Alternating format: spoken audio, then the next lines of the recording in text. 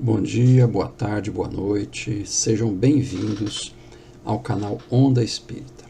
Meu nome é Carlos Rangel e eu hoje vim nesse vídeo trazer para vocês uma circunstância que eu achei muito interessante e que eu me dei conta nesses últimos dias, nessa semana anterior, propriamente dito.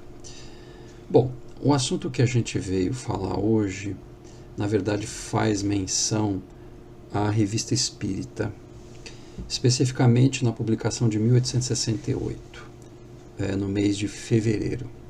A Revista Espírita ela tinha uma publicação mensal, né? Então, se você for lá consultar a Revista Espírita de 1868, no mês de fevereiro você vai encontrar uma série de comunicações que foram dadas em diversos lugares. Na verdade, foram muitas comunicações em diversos, segundo Kardec, né, em diversos lugares,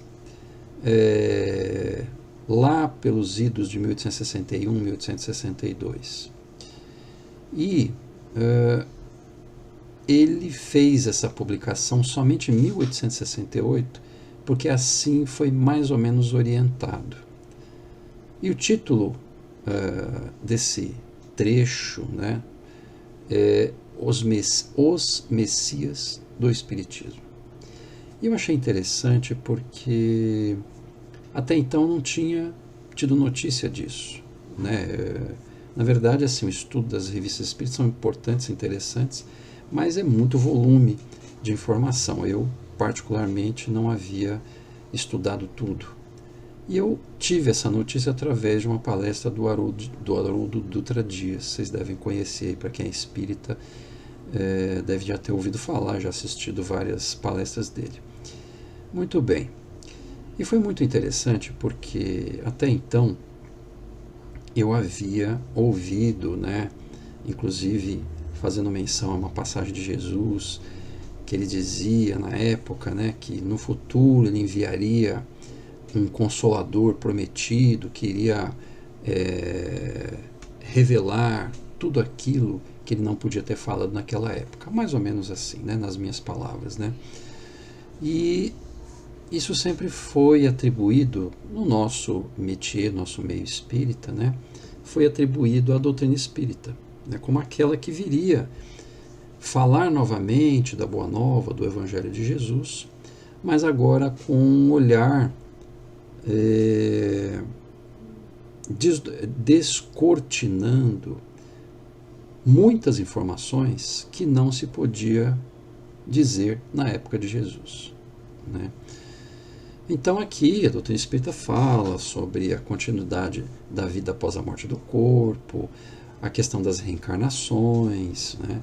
A progressão contínua dos espíritos, né? A evolução contínua dos espíritos, a mediunidade, uma série de questões abordadas pelo espiritismo.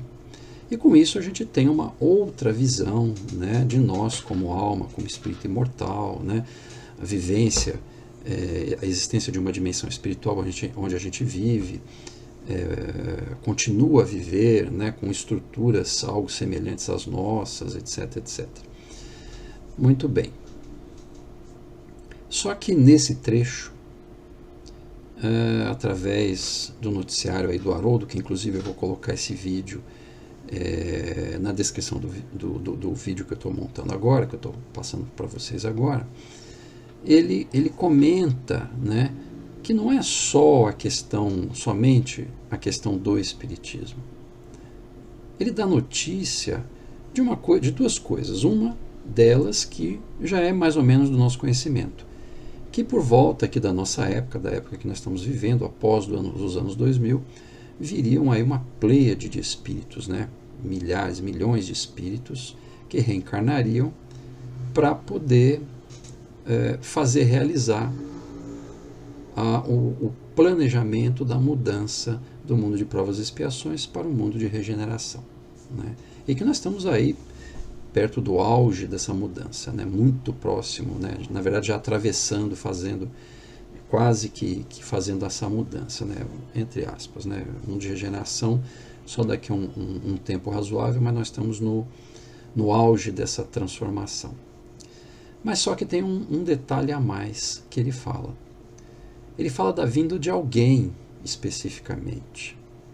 Alguém que viria meio que comandar, que liderar esse processo todo de transformação. Porque, naturalmente, né, se a gente tiver um pensamento razoável, nós vamos olhar para a nossa humanidade hoje e vamos pensar como é que esse mundo vai mudar, né? Um monte de gente promovendo guerra, conflitos para tudo quanto é lado, né?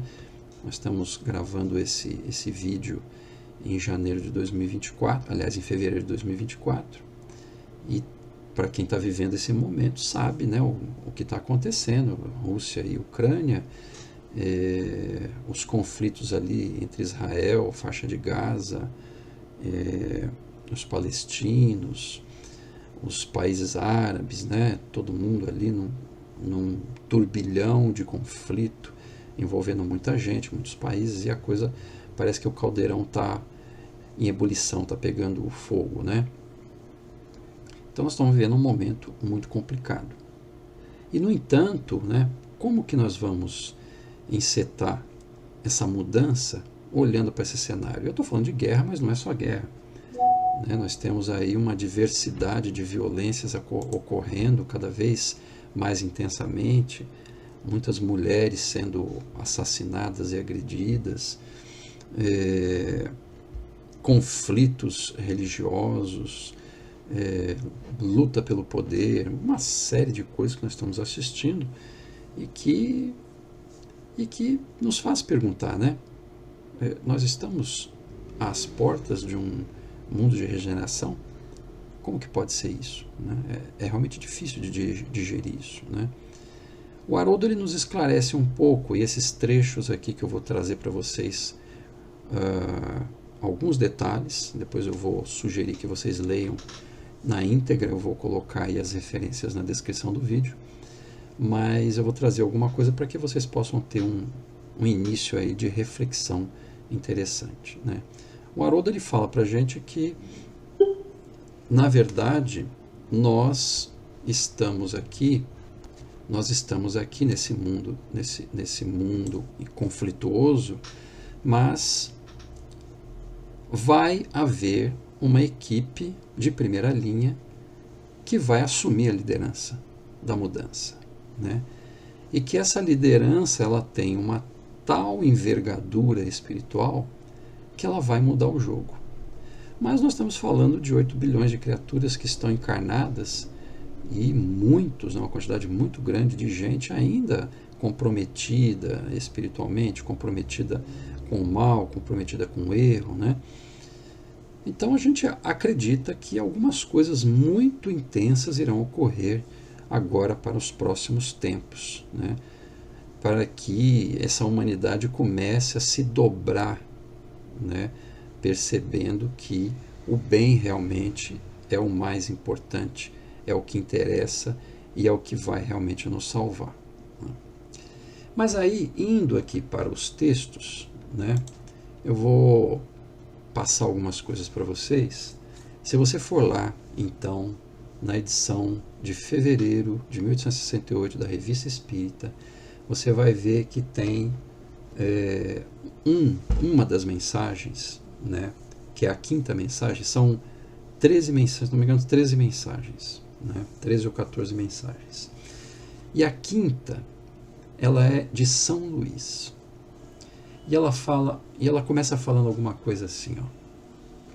Há muitos espíritos superiores que concorrem poderosamente à obra regeneradora, mas nem todos são messias, é preciso distinguir.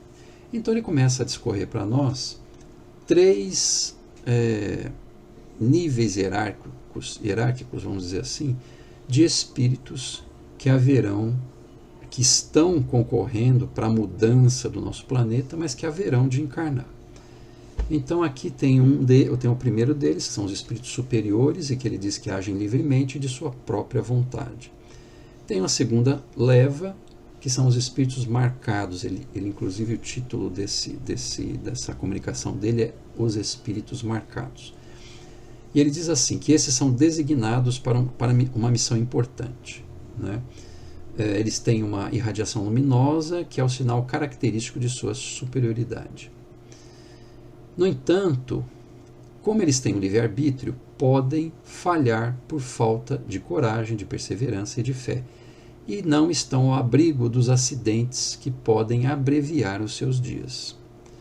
Então são espíritos que não são puros, são espíritos que já têm uma envergadura razoável, já têm muito conhecimento, já têm uma moral muito mais avançada do que a nossa, né, criaturas comuns, mas eles não são perfeitos.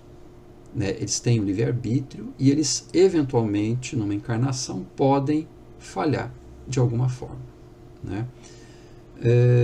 Ele complementa dizendo que Deus, né, com seus desígnios, não colocam as destinações que Deus coloca para todas as humanidades na mão de uma criatura só. Né? Então ele tem outras pessoas, outros espíritos, que eventualmente o substituirão em caso de fracasso. Né? Por isso aquela frase, né?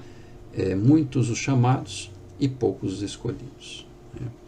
Bom, e depois ele fala de uma terceira camada de seres. Né?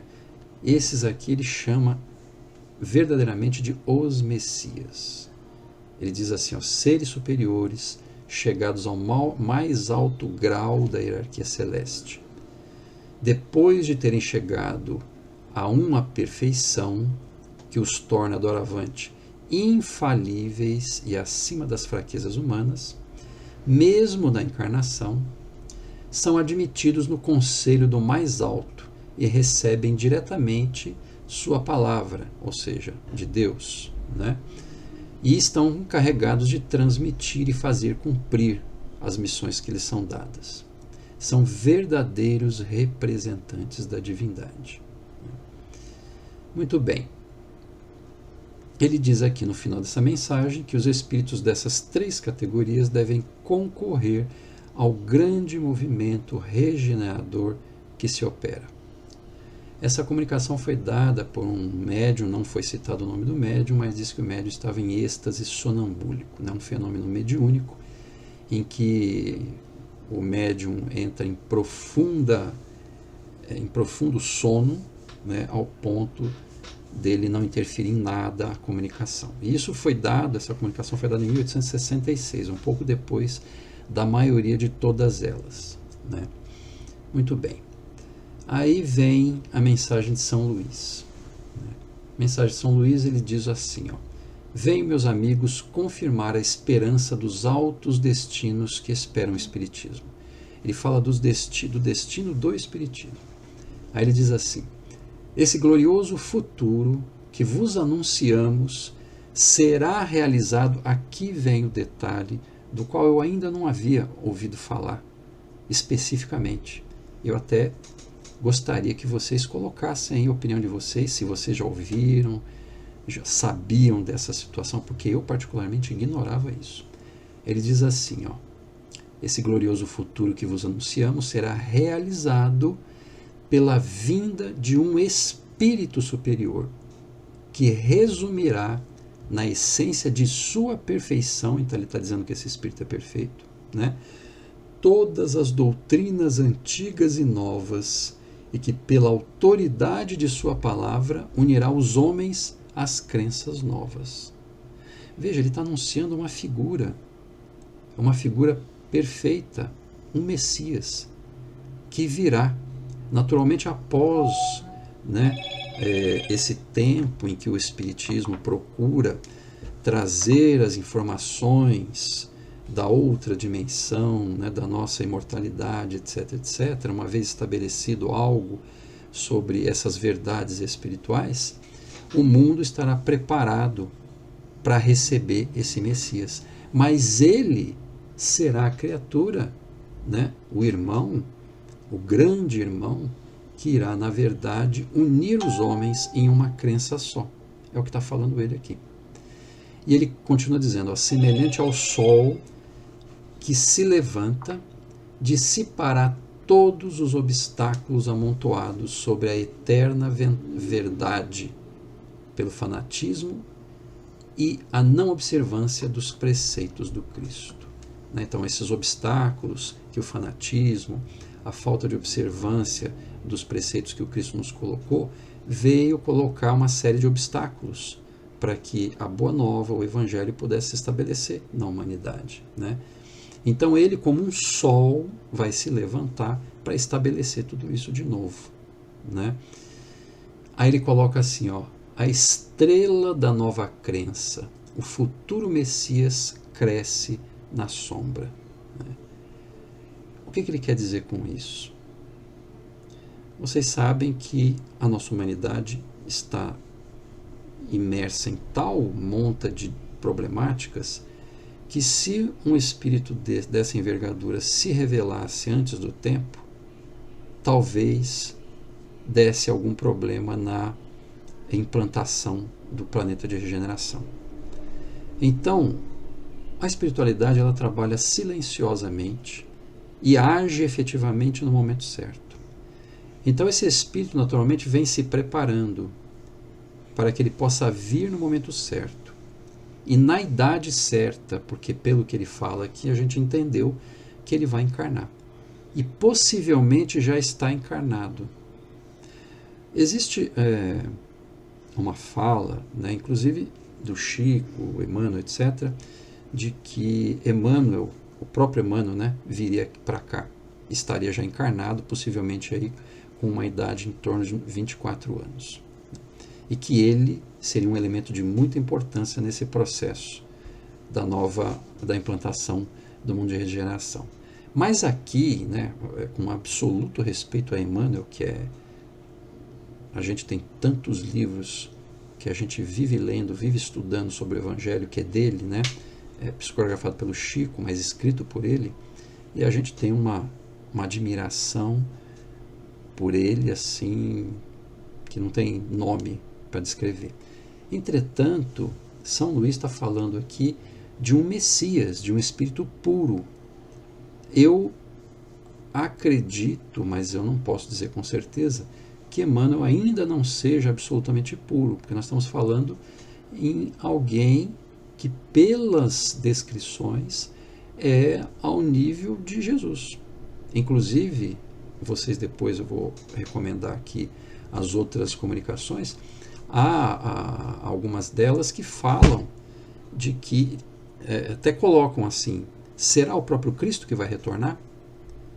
E aí o Espírito diz que isso não tem a menor importância, porque o importante é que esse Espírito que virá, ele será a voz de Deus na Terra, né? Então, se é o Cristo que a gente conhece, o nosso Jesus, se é um outro Messias, isso não importa. O importa é ele ser a mensagem viva do Evangelho. Isso é que é importante, né? Então, assim, creio eu, e até gostaria que vocês aí colocassem as suas opiniões, que esse Espírito não seria Emmanuel, né? Mas eu posso estar equivocado. E a gente sabe que junto dele vem milhões de espíritos, porque nós precisamos de uma renovação, não no Brasil, uma renovação mundial, né? Nós vamos mudar a humanidade, mudando o mundo todo. Imagine o tamanho desse processo, né? Para nós pequenininhos aqui é inimaginável, né? E aí ele coloca assim: perguntai se esse novo Messias é a própria pessoa de Jesus de Nazaré. Olha só, ele mesmo faz essa pergunta. E ele responde: que vos importa? Se é o mesmo pensamento que anima a ambos, a Jesus e a esse Messias, né? Aí ele diz, são as imperfeições que dividem os espíritos. Nós, imperfeitos, fazemos aquela divisão, a gente briga um com o outro, encrenca com o outro, né, gera divisão e tal, o que não é o caso dos espíritos puros. Eles, ao contrário, se unem, né? É o que ele fala aqui depois, ó, mas quando as perfeições são iguais, nada os distingue. Formam unidades coletivas sem perderem a sua individualidade. Então eles têm a sua individualidade, mas eles têm um pensamento uníssono em Deus, né? E aí ele coloca assim, ó, o começo de todas as coisas é obscuro e vulgar. O que é pequeno cresce, Então, de início, né, como por exemplo Emmanuel, a gente não tem notícia nenhuma de Emmanuel. A gente só sabe que ele veio, nasceu ali por volta de 2000, hoje, 2024, deve estar aí por volta ou fazendo 24 anos, ou por fazer 24 anos, mas nós não temos notícia nenhuma dele. Isso é proposital, para que nós, com a nossa imperfeição, não venhamos a interferir. Você imagina a família desse Emmanuel que está encarnando? Imagina se soubesse, a gente ia perturbar, os repórteres iam lá para bater na porta da criatura, iam ficar perturbando, não é verdade? E ele ainda pequeno, criança, quer dizer, hoje 24 anos não, mas imagina no percorrer de 2000 até agora, né? Não iam deixar essa criatura em paz. Então o que acontece? Ele vem obscuramente, no silêncio, sem que ninguém saiba. Onde mora, quem é, aonde está, a gente não sabe, né? Até o momento em que ele estiver preparado, pronto, para então se mostrar. Ainda assim, a gente não vai dizer é Emmanuel. Possivelmente, nós vamos imaginar, olha, esse aí que está se destacando de uma tal forma, que está trazendo benefícios imensos para o nosso país, porque nós estamos falando de Emmanuel que está encarnando no Brasil, né? Então esse talvez seja Emmanuel, né? Mas somente quando ele estiver pronto. Até então, ele está, como diz São Luís aqui, obscuro e vulgar. Vulgar no sentido, no bom sentido, né? Ou seja, assim, como parecendo uma pessoa comum, sem se destacar, né? E aí ele diz que o que é pequeno cresce, né? Então essa criatura, esse irmão, vai se elevar, né? Nossas manifestações acolhidas de início com desdém, violência ou indiferença, banal de curiosidade ociosa, espalharão as ondas de luz sobre os cegos e os regenerarão. Então é um processo em que esses espíritos, e especificamente não Emmanuel, porque a gente não sabe se é ou não, mas esse Messias, né, virá então trazer essas mudanças intensas no nosso planeta, né? E ele fala que assim como Moisés conduziu os hebreus, nós, aí o conjunto dos espíritos encarnados e desencarnados, conduzirão a terra prometida na linha da inteligência, do bom senso e do bem. Eu vou aqui indo para o final, né, dizendo assim, ó, lendo aqui o último trecho de São Luís. Espíritas, compreendei a seriedade de vossa missão. Ele está realçando a seriedade da nossa tarefa como espíritas. Ele não está dizendo aqui que nós somos grandes, ele está dizendo que cada um tem o seu pedacinho de terreno para cultivar, para plantar, para fazer frutificar. Então, que nessa tarefa que nós temos, que nós possamos entender a seriedade disso, porque o conjunto da ação de todos nós vai auxiliar nesse processo, né? Falo de todos nós, milhões de nós, milhares de nós, milhões é muito porque nós espíritas ainda somos um agrupamento muito pequeno, mas os milhares de nós que estamos aí trabalhando, né? Que nós entendamos a seriedade desse assunto, a seriedade dessa doutrina que vem esclarecer a todos nós. Mas ele diz depois o seguinte, ó, tremei de alegria, porque a hora não está longe, em que o divino enviado alegrará o mundo. Então eu estou trazendo essa mensagem para vocês, pessoal, que se vocês não leram, não tiveram notícia dela, isso para mim trouxe um enorme contentamento.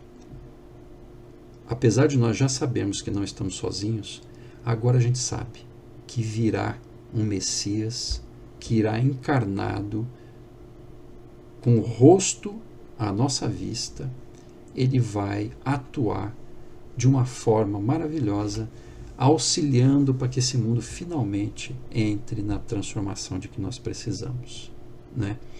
Ele diz assim, ó, espíritos laboriosos, sede benditos em vossos esforços e sede perdoados em vossos erros, porque na medida em que você trabalha, que você faz o bem, você vai trazendo conforto para a nossa consciência em função dos erros passados. E você vai, vamos dizer assim, limpando, né, o seu terreninho e fazendo com que nós consigamos aí equacionar as nossas culpas e débitos do passado. Ele fecha a mensagem dizendo: a ignorância e a perturbação vos esconde ainda uma parte da verdade que só o celeste mensageiro pode revelar inteiramente. Então subentende-se que há ainda algo mais a se revelar do qual a nossa doutrina espírita, pelo menos esse é o meu entendimento, tá, pessoal? Do qual a doutrina espírita ainda não trouxe plenamente, né? Então há algo mais ainda. Então que esse Espírito venha o quanto antes. Nós estamos sedentos por essa presença que vai tirar toda essa iniquidade que a gente vê, essas injustiças, né? Essas coisas das quais a gente fica com o coração machucado de assistir, e muitas vezes nós somos atingidos por essas coisas, né? Bom, então a mensagem Os Messias do Espiritismo na Revista Espírita de fevereiro de 1868, e depois eu recomendo vocês irem lá na publicação de março do mesmo ano, março de 1868, porque o Kardec ele recebe um monte de questionamentos acerca dessa publicação, dessas comunicações que ele publicou em fevereiro. E aí em março ele fez questão de estabelecer um comentário extenso sobre essas comunicações. E Kardec é certeiro, com aquele bom senso que o caracteriza. Ele faz comentários assim, tirando, porque tem algumas, se vocês forem, a hora que vocês forem ler, algumas coisas deixam a gente um pouco de dúvida, não dessa mensagem de São Luís, mas as outras. Não em dúvida propriamente, em dúvida do tempo, né? Vocês vão entender depois vocês colocam aí os comentários e tal. Mas ele faz uma digressão, ele faz assim um resumo, esclarecendo para nós aquilo que ele vivenciou à época. Ele recebeu essas comunicações, não só essas que estão aqui, as 13, 14, mas um monte delas, que ele não fala a quantidade, mas fala que muitas delas foram recebidas concomitantemente, mais ou menos ali entre 1861 e 1862. E aí ele reuniu tudo isso, estudou, né, com a acurácia que ele tem, e trouxe esse resumo, essas considerações para que a gente entenda com perfeição qual é a essência, o cerne da mensagem, né? E para posicionar vocês, um detalhe interessante, tá? Toda a obra espírita, ela se deu em 1857 com a publicação do Livro dos Espíritos, depois o Livro dos Médiuns em 1861, o Evangelho em 1864, o Céu e o Inferno em 1865 e a Gênese, que foi a última, em 1868. Obras Póstumas veio bem depois, que foi uma reunião dos apontamentos de Kardec, né? E foi em 1890. Mas o interessante é o seguinte, entre 1857 e 1868 foram publicadas todas as obras do Espiritismo. Kardec recebeu essas comunicações em 1861, 1862, foi orientado pelos Espíritos que ele não publicasse de imediato, que deixasse que a obra primeiro fosse completamente publicada, para então ele colocar essas mensagens na Revista Espírita. E você vê que após a publicação da Gênese, aí sim ele obteve a permissão, e ele mesmo considerou adequado publicar nesse ano de 1868. Você percebe que as coisas são cadenciadas, colocadas a seu tempo. Uma coisa que eu achei muito interessante é que eu não havia ouvido nada sobre isso até hoje. É engraçado, parece que estava meio escondido, né? E isso pela minha interpretação, né? Parece-me então que nós vamos receber realmente um Messias do Espiritismo. Não do Espiritismo como propriedade do Espiritismo, não é isso. Mas um Messias que vai possivelmente nascer dentro da doutrina e que vai então trabalhar para a unificação de todas as religiões, não criando o Espiritismo para todo mundo, não é isso. As religiões serão mantidas provavelmente, porque cada um de nós tem um jeito de ser, gosta de expressar a religiosidade da sua própria forma. Mas o conteúdo da revelação, aquilo que é verdadeiro, que é real, a imortalidade da alma, aquilo que é importante, a existência da dimensão espiritual, como funciona isso, isso vai ser de domínio de todos nós. Assim eu entendo.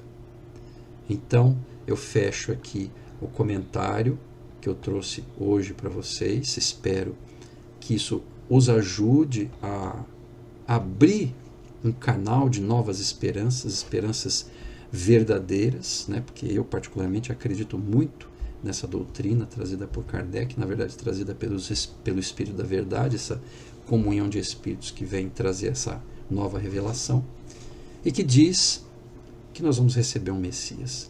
E como todas as comunicações ultimamente, através, por exemplo, de Divaldo, a gente está percebendo que nós estamos no auge da transição. Possivelmente aí nos próximos anos nós teremos aí as notícias, essas notícias importantes desse volume de espíritos, já até anunciado até em livro pelo Divaldo, de que tem milhares de espíritos já encarnados e que vão começar a despontar e já estão despontando aí de agora para diante. Então nós estamos no auge da mudança e que esse Messias venha o quanto antes, porque nós estamos sedentos de libertação. Que Deus abençoe a todos vocês, muito obrigado por nos assistir, compartilhem o vídeo,